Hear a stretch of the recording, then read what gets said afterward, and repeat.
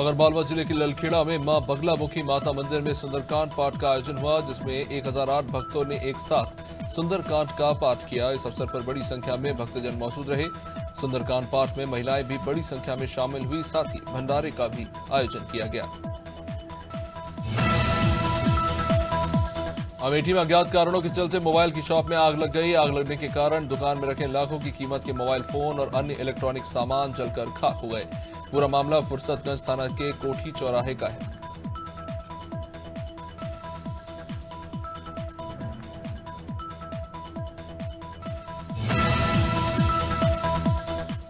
बादा में 2 दिवसीय स्वास्थ्य शिविर मेरा स्वास्थ्य मेरी जिम्मेदारी का आयोजन हुआ, जिसमें मुख्य चिकित्सा अधिकारी ने सभी को एड्स से संबंधित जानकारी दी। उन्होंने एड्स से बचाव के उपाय बताए और सरकारी योजनाओं के बारे में भी बताया। साथ ही उत्कृष्ट कार्य करने वाले लोगों को सम्मानित भी किया।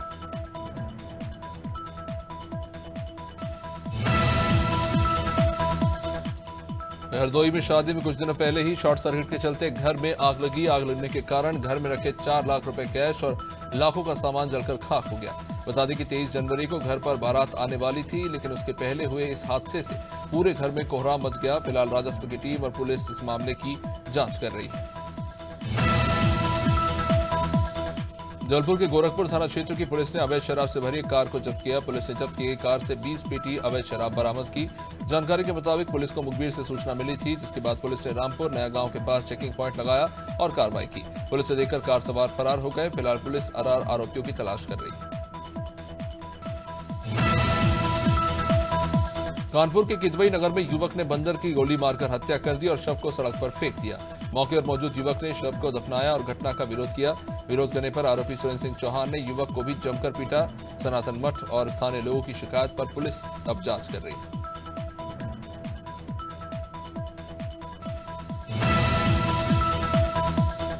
कानपुर में पीएसआईटी हॉस्टल में छात्रों के 2 गुटों में विवादित टिप्पणी करने का वीडियो सामने आया, जिसके बाद सचिंडी थाने में छात्रों के खिलाफ मामला दर्ज हुआ। दरअसल अयोध्या में प्राण प्रतिष्ठा के बाद हॉस्टल के छात्रों ने नारेबाजी करना शुरू कर दिया था। इसका वीडियो वायरल होने के बाद वार्डन ने पुलिस को सूचना दी थी।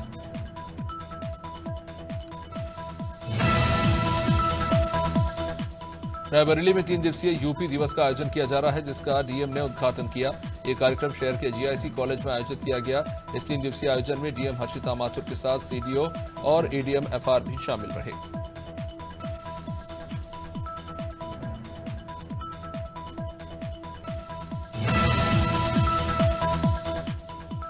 शिवपुरी पुलिस ने 2 वारदातों का खुलासा करते हुए 9 बदमाशों को गिरफ्तार किया। पुलिस ने आरोपियों के कब्जे से गैस कटर समेत अन्य कई उपकरण बरामद किए।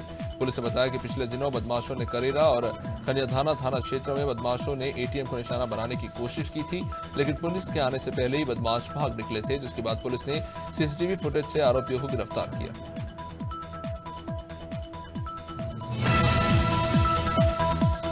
उमरिया जिले के सामुदायिक भवन में राष्ट्रीय बालिका दिवस मनाया गया। इस दौरान विभिन्न सांस्कृतिक कार्यक्रम आयोजित किए गए। बालिकाओं ने रंगारंग कार्यक्रम की प्रस्तुति दी और बेटी बचाओ की शपथ दिलाई। बता दें कि 24 जनवरी के दिन को नारी शक्ति के रूप में याद किया जाता है।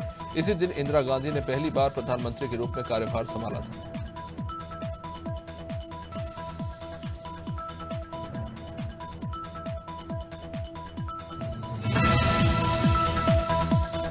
इंदौर में गणतंत्र दिवस की फाइनल रिहर्सल नेहरू स्टेडियम में की गई। इस दौरान परेड में हिस्सा लेने वाले सभी प्रतिभागियों ने अपनी ड्रेस में परेड की फाइनल रिहर्सल की।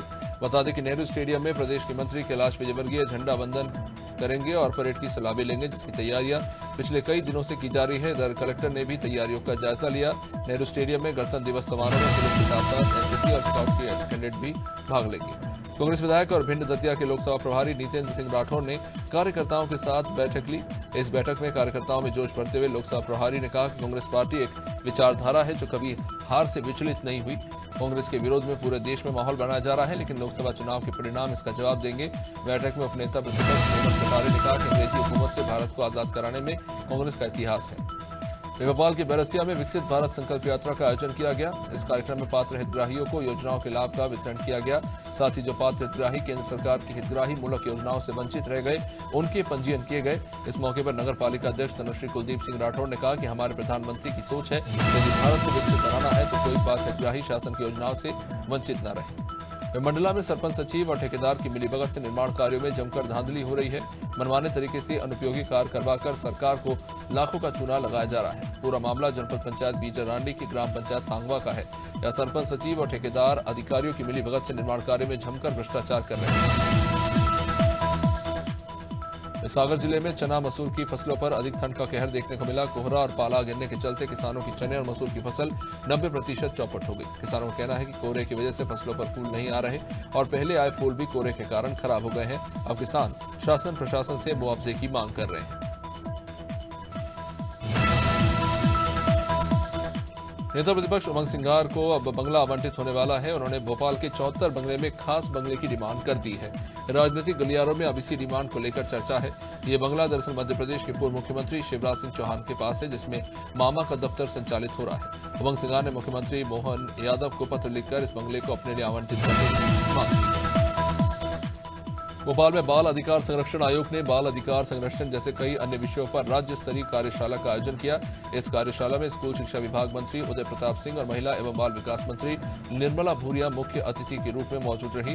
कार्यशाला के जरिए बच्चों के खिलाफ होने वाले अपराध को लेकर चर्चा की गई। कैबिनेट मंत्री चैतन्य कश्यप ने मध्य प्रदेश लघु उद्योग निगम मर्यादित के अध्यक्ष के तौर पर पदभार ग्रहण किया। इस मौके पर उन्होंने मुख्यमंत्री डॉक्टर मोहन यादव का आभार जताया। उन्होंने कहा कि सीएम ने पदभार ग्रहण करते ही सभी कामों को तेजी से करने के लिए निर्देशित किया है। तकनीक की खरीदी में लघु उद्योग की भूमिका कम हुई है। अब उद्योग नए कलेवर के साथ खासकर युवाओं के लिए काम करेगा।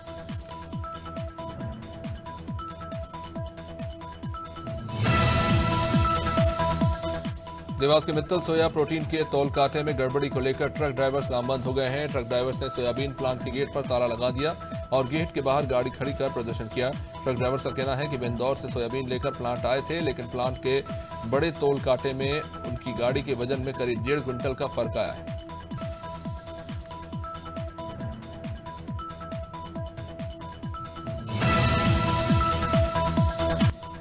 पूरे देश के साथ मध्य प्रदेश की संस्कार राजधानी जबलपुर में भी धूमधाम से गणतंत्र दिवस मनाया जाएगा, जिसको लेकर तैयारियां तेज हो गई। समारोह की फुल ड्रेस फाइनल रिहर्सल की गई, जिसमें कलेक्टर दीपक सक्सेना, पुलिस अधीक्षक आदित्य प्रताप सिंह शामिल हुए। इस दौरान पुलिस के जवानों ने कदम से कदम मिलाकर परेड की, तो वहीं शहर के निजी और शासकीय स्कूलों के छात्र छात्राओं ने अपनी सांस्कृतिक प्रस्तुतियों की रिहर्सल की। देवरिया में डिप्टी सीएम राजेंद्र शुक्ल ने कांग्रेस पर निशाना साधा। राजेंद्र शुक्ल ने कहा कि जनता ने कांग्रेस को वोट देना बंद कर दिया है। दिग्विजय समेत कांग्रेस के नेता फिजूल बयानबाजी कर रहे हैं। कांग्रेस ने लोकतंत्र को अभिशाप बना दिया था, लेकिन अब भाजपा ने लोकतंत्र को वरदान बनाया है। वहीं राजेंद्र शुक्ल ने चिकित्सा शिक्षा और स्वास्थ्य विभाग के मर्ज करने की भी जानकारी दी। लोकसभा चुनाव से पहले एमपी के पूर्व मुख्यमंत्री और राज्यसभा सांसद दिग्विजय ने इलेक्ट्रॉनिक वोटिंग मशीन में गड़बड़ी के आरोप लगाए। पूर्व सीएम ने टेक्नीशियन की मदद से डमी ईवीएम को हैक करके भी दिखाया। दिग्विजय ने कहा कि ईवीएम पर बीजेपी नेता लालकृष्ण आडवाणी ने भी अविश्वास जताया था, जिसके बाद वीवीपैट मशीन लगाई गई जो बैलेट यूनिट से कनेक्ट होती है। दिग्विजय ने निर्वाचन आयोग को भी कटघरे में खड़ा किया। हरदा जिले के लक्ष्मी नारायण विश्वकर्मा को 26 जनवरी को राष्ट्रपति सम्मानित करेंगे। ग्राम बिच्छापुर के योग प्रशिक्षक लक्ष्मी नारायण विश्वकर्मा 12 वर्षों से स्थानीय लोगों और स्कूली बच्चों को योग सिखा रहे हैं। आयुष विभाग मध्य प्रदेश में 562 हेल्थ एंड वेलनेस केंद्र संचालित कर रहा है, जिसमें 26 योग प्रशिक्षकों को राष्ट्रपति द्रौपदी मुर्मू सम्मानित करेंगी। मुख्यमंत्री मनोहर लाल ने रेवाड़ी वासियों को विकास परियोजनाओं की सौगात दी। उन्होंने 176 करोड़ रुपए के विकास कार्यों का वर्चुअली शिलान्यास और लोकार्पण किया। इस दौरान जन स्वास्थ्य और सहकारिता मंत्री डॉक्टर बनवारी लाल ने जिले वासियों को विकास योजनाएं समर्पित की और कहा कि प्रदेश सरकार लगातार जनहित के कार्य कर रही है। साथ ही उन्होंने जिला उपायुक्त सहित प्रशासनिक अधिकारियों को पंचायत विभाग के अधूरे कामों को पूरा करने के लिए कहा। पन्ना टाइगर रिजर्व से इन दिनों एक से बढ़कर एक दुर्लभ रोमांचित करने वाले वीडियो सामने आ रहे हैं। ऐसा एक वीडियो सोशल मीडिया पर जमकर वायरल हो रहा है, जिसमें पन्ना टाइगर रिजर्व भ्रमण के लिए जा रहे पर्यटकों के रास्ते में अचानक भाग परिवार डेरा जमाकर बैठ गया। इस दौरान एक पल के लिए तो पर्यटकों की मानो सांसें थम गई। भय और रोमांच के बीच पर्यटकों ने इसका वीडियो बनाया, जो सोशल मीडिया में जमकर वायरल हो रहा है। छिंदवाड़ा जिले के 10 साल पुराने हत्या के मामले में आज नया मोड़ आया। अमरवाड़ा सत्र न्यायाधीश के फैसले में सुनाते हुए झूठे हत्या के आरोप में पिता पुत्र को रिहा किया गया और दोषी एसडीओपी के खिलाफ कार्रवाई के निर्देश दिए गए। पूरा मामला जोपनाला गांव का था। 10 साल पहले नाबालिग युवती बिना बताए घर छोड़कर चली गई थी, जिसकी परिवार वालों ने सिंगोली चौकी में रिपोर्ट दर्ज कराई। लाल परेड में गणतंत्र दिवस का राज्य स्तरीय समारोह 26 जनवरी को हर्षोल्लास से मनाया जाएगा। राज्यपाल मंगू भाई पटेल समारोह के मुख्य अतिथि होंगे। लाल परेड मैदान में फुल ड्रेस रिहर्सल कर समारोह को अंतिम रूप दिया गया। ऐसे क्रम में डीजीपी सुधीर सक्सेना ने परेड का निरीक्षण किया।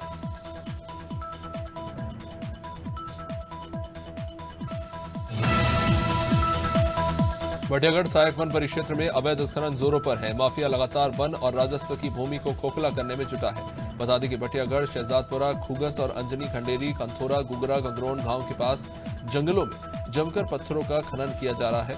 माफियाओं की मिली भगत के चलते सरकारी जमीन खोखली हो रही है। भारत सरकार ने बिहार के पूर्व मुख्यमंत्री स्वर्गीय कर्पूरी ठाकुर को भारत रत्न से सम्मानित करने का निर्णय लिया।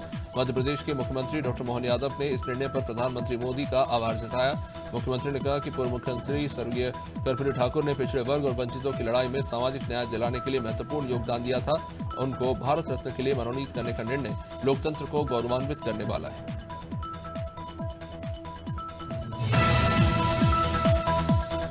सागर जिले की सागर जनपद पंचायत में धांधली चरम पर है। यहां भारी अनियमितताएं देखने को मिली है। मामला गुगरा खुर्द ग्राम पंचायत का है, जहां सरपंच के कराए गए निर्माण कार्यों में गजब का घोटाला देखने को मिला। गुगरा पंचायत में नवयुवक सरपंच है। अभी इनको 2 साल ही हुए हैं और इनकी कार्यशैली से ग्रामीण परेशान है। इनके खिलाफ शिकायत पर सभी उतारू है। इनके द्वारा विकास कार्य नहीं किए गए, जबकि राशि निकाल ली गई।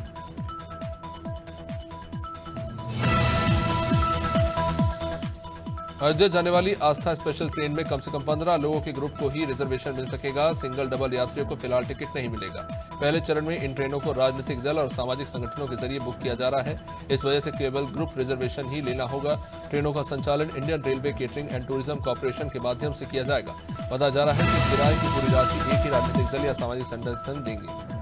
लखनऊ में गणतंत्र दिवस की तैयारियां जोरों पर है। 26 जनवरी को मुख्य परेड से पहले फुल ड्रेस रिहर्सल का आगाज हुआ। इस दौरान जिला और पुलिस प्रशासन के सभी अधिकारी परेड रिहर्सल का जायजा लेने के लिए मौजूद रहे। 75वें गणतंत्र दिवस की तैयारियों को लेकर जिला प्रशासन ने कई तैयारियां की।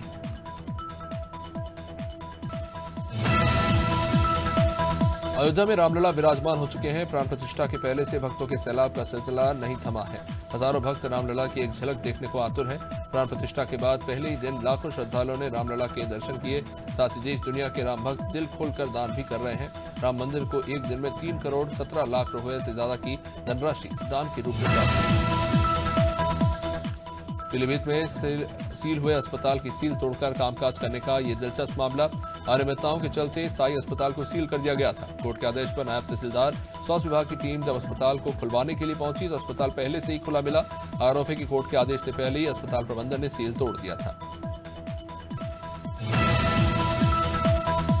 राजधानी लखनऊ की सरोजनी नगर से बीजेपी विधायक राजेश्वर सिंह ने इंडिया गठबंधन के अस्तित्व और स्वामी प्रसाद मौर्य के रामलला प्राण प्रतिष्ठा पर दिए गए विवादित बयान पर पलटवार किया। राजेश्वर सिंह ने स्वामी प्रसाद मौर्य को करारा जवाब देते हुए कहा कि स्वामी प्रसाद मौर्य मानसिक रूप से विक्षिप्त हो गए हैं। उन्हें अपना इलाज किसी अच्छे मेंटल अस्पताल से कराना चाहिए। वाराणसी में ज्ञानवापी परिसर के वजूखाने का भी एसआई से सर्वेक्षण कराए जाने की मांग वाली अर्जी पर इलाहाबाद हाईकोर्ट में सुनवाई नहीं हो सकी। जस्टिस मनीष कुमार निगम ने खुद को सुनवाई से अलग कर लिया है। मामला चीफ जस्टिस को रेफर किया गया है। चीफ जस्टिस द्वारा नामित कोई नई बेंच मामले की सुनवाई करेगी। 31 जनवरी को मामले की सुनवाई हो सकती है। मैनपुरी में बलीपुर और बरखेड़ा गांव के सैकड़ों ग्रामीणों ने अपनी मांगों को लेकर कलेक्ट्रेट पर बड़ा प्रदर्शन किया। प्रदर्शनकारियों ने नारेबाजी करते हुए मुख्यमंत्री के नाम ज्ञापन जिला अधिकारी को सौंपा। ग्रामीणों का कहना है कि ग्राम बलीपुर और बरखेड़ा की कृषि भूमि प्रत्येक काश्तकार की सुविधानुसार स्थानों पर स्थित है, जो कि टुकड़ों में हरगिज नहीं है। ऐसी स्थिति में गांव का कोई भी व्यक्ति चकबंदी नहीं कराना चाहता। लखनऊ पुलिस ने एक ऐसे गिरोह को पकड़ने का दावा किया है जो अलग अलग इलाकों में पर्स और मोबाइल लूट की घटनाओं को अंजाम देते थे। आशिक मिजाज शिवम अपनी गर्लफ्रेंड के साथ लखनऊ में जिंदगी काटने के लिए अपने दोस्त हिमांशु के साथ लूट की वारदातों को अंजाम दे रहे थे, लेकिन लखनऊ पुलिस ने दोनों आरोपियों को धर दबोचा।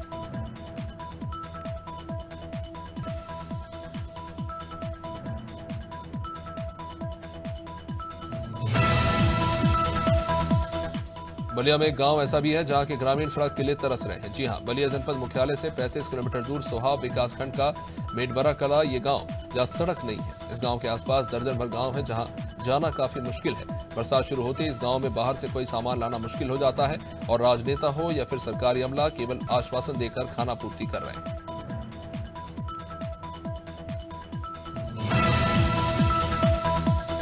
नारायणपुर में 5 लाख के इनामी नक्सली जयलाल कवाची ने आत्मसमर्पण कर दिया, जो नक्सली संगठन में परकोट में एलओएस कमांडर था। जयपाल पुलिस पार्टी पर हमला करने समेत कई नक्सली गतिविधियों में शामिल था।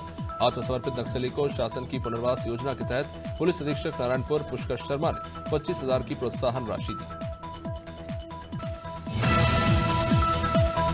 ठगी के मामले लगातार प्रदेश में बढ़ते जा रहे हैं। मंदिर हसौद थाना क्षेत्र में एक युवक ठगी का शिकार हुआ। दरअसल देवेश साहू को ऑनलाइन एक मैसेज मिला, जिसमें south boy international realty group में ज्वाइनिंग के समय 10,000 जमा किए। शुरुआत में तो युवक को फायदा हुआ और फायदे के चलते उसने कंपनी पर यकीन भी किया और करीब 16 लाख रुपए की बड़ी रकम ग्रुप में डाल दी, लेकिन बाद में उसे इसका फायदा नहीं हुआ तो उसे पता चला। रामलला की प्राण प्रतिष्ठा के बाद अब छत्तीसगढ़ की राजधानी रायपुर में 27 जनवरी तक रामकथा का आयोजन किया जा रहा है। बागेश्वर धाम के पीठाधीश्वर धीरेन्द्र कृष्ण शास्त्री कथा का वाचन कर रहे हैं। इस दौरान पंडित धीरेन्द्र शास्त्री ने कहा कि छत्तीसगढ़ में प्रभु श्री राम का ननिहाल है। चंदखुरी में माता कौशल्या विराजमान है।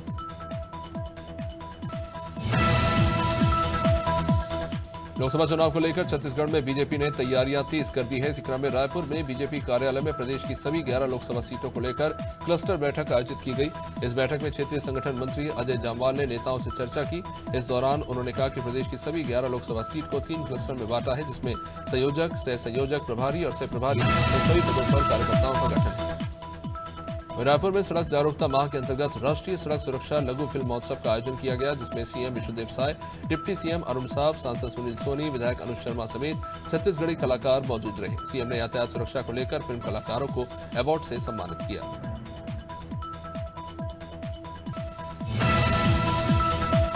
अयोध्या में भव्य सबरी माता भंडारे के लिए 6 विभिन्न समितियां बनाई गई। ये समितियां राजधानी रायपुर से अयोध्या के लिए रवाना हो गई हैं।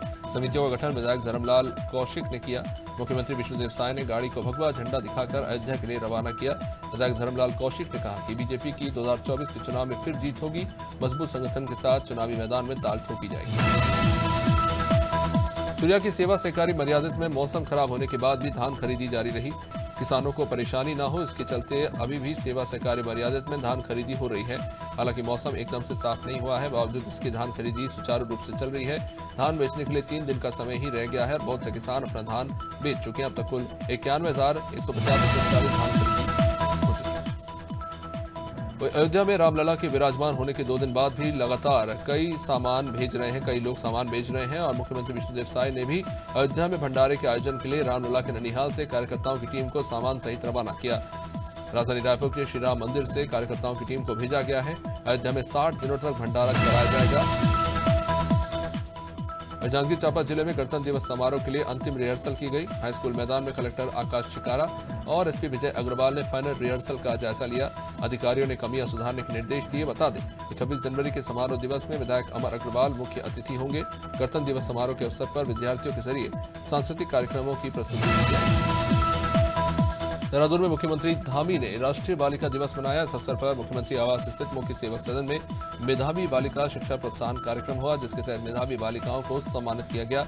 यहाँ इंटरमीडिएट और हाई स्कूल में प्रथम 3 स्थान प्राप्त करने वाली बालिकाओं को प्रशस्ति पत्र और स्मार्टफोन वितरित किए गए।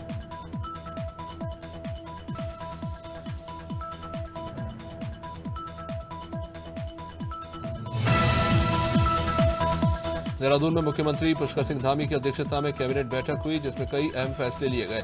कैबिनेट बैठक में चाइल्ड केयर लीव के दौरान वेतन भत्ते को मंजूरी दी गई। अब पंचायती राज विभाग में एक बच्चे के बाद अगर दूसरा बच्चा ट्विंस होगा तो उसे एक ही बच्चे के रूप में गिना जाएगा। पहले दूसरा बच्चा ट्विंस होने पर उसके चुनाव लड़ने की अनुमति नहीं दी जाती थी।